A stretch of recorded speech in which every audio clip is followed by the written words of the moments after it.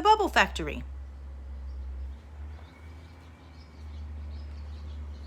Sam and Molly were always getting into things. And Grandpa was always getting them out.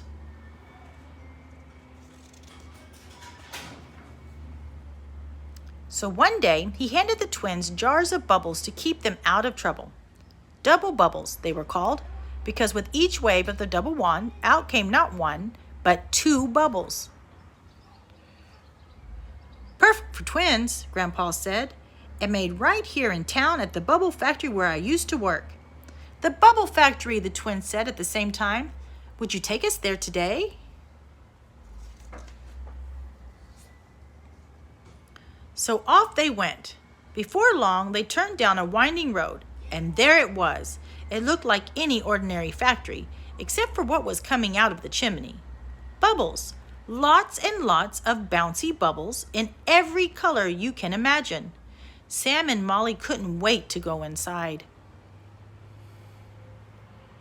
Grandpa introduced them to Mr. B, the head bubble maker, who was just as round as a bubble himself. I'm going to show you exactly how bubbles are made, Mr. B told the twins.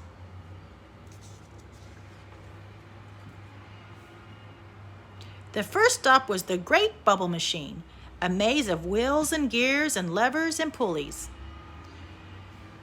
Jar after jar popped onto a belt. Mechanical arms moved up and down, placing a wand in each one, then filling and capping them.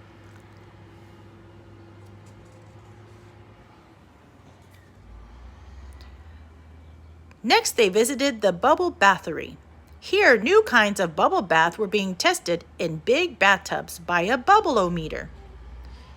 Down the hall was a bubble boutique with really fancy bubbles floating everywhere. Polka-dotted ones, striped ones, even bubbles with your name on them. In the bubble gummery next door, brand new bubble gum was being invented. Whistling bubble gum, no popping bubble gum, and bubble gum that did the chewing for you. Mechanical heads were test blowing bubbles. One had pink goo all over its metal face.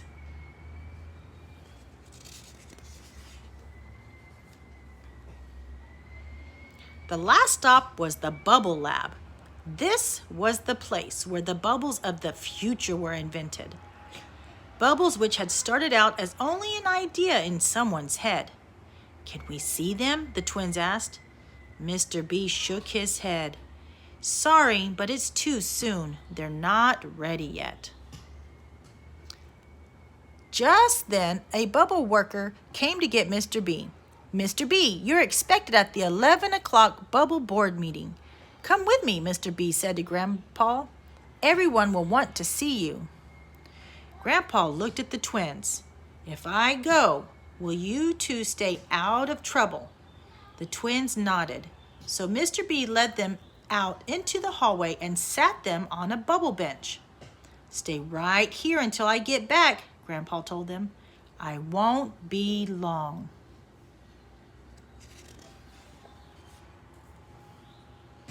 Sam and Molly meant to do exactly what Grandpa said.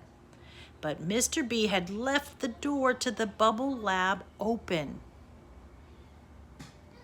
So quicker than it takes a bubble to pop, they were inside again. Sam took one jar. Molly took another. They looked at each other. Let's try them, they said together, and went back to the bubble machine.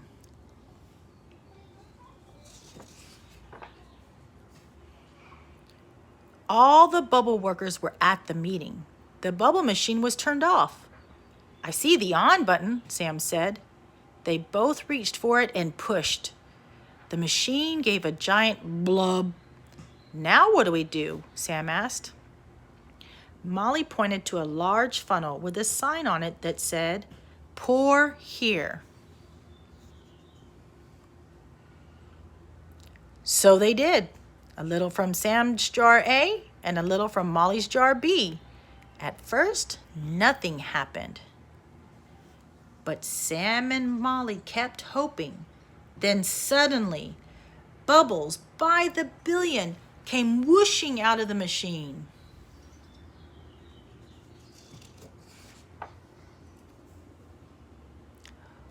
"Look what's happening to the bubbles," said Molly. "Wow," said Sam.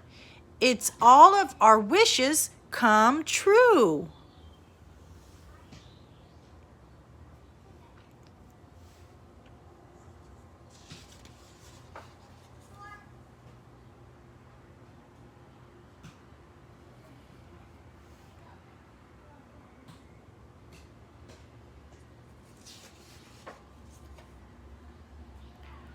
The twins could not believe their eyes.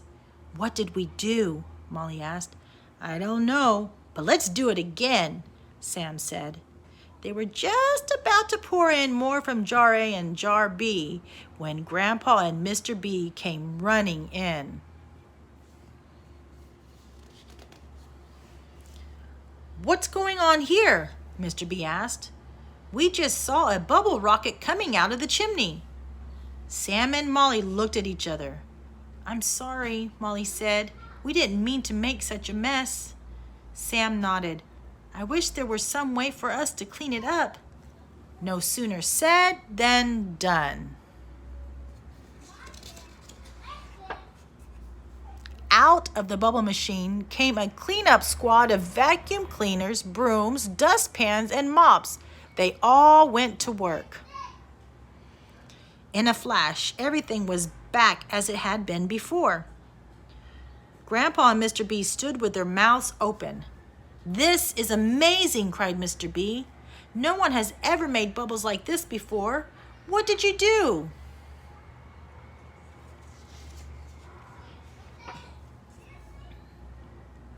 Sam and Molly showed Mr. B the bottles. "It's easy. All you do is put in some of jar A and some of jar B. Then your wishes come true." "You've made wish bubbles," said Grandpa. "We've been trying to do that for years," said Mr. B. "We need you around here. Will you come back? Who knows what else you'll dream up?"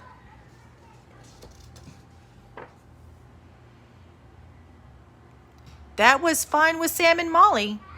When it was time to leave, they got a big send-off and a ride home in Mr. B's Bubble-mobile.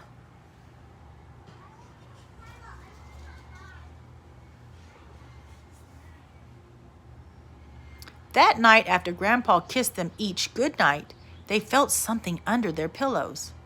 Bubble jars with a note from Mr. B. Memo from Mr. B. "Thank you for the wonderful wish bubbles and sweet dreams, Mr. B." The end.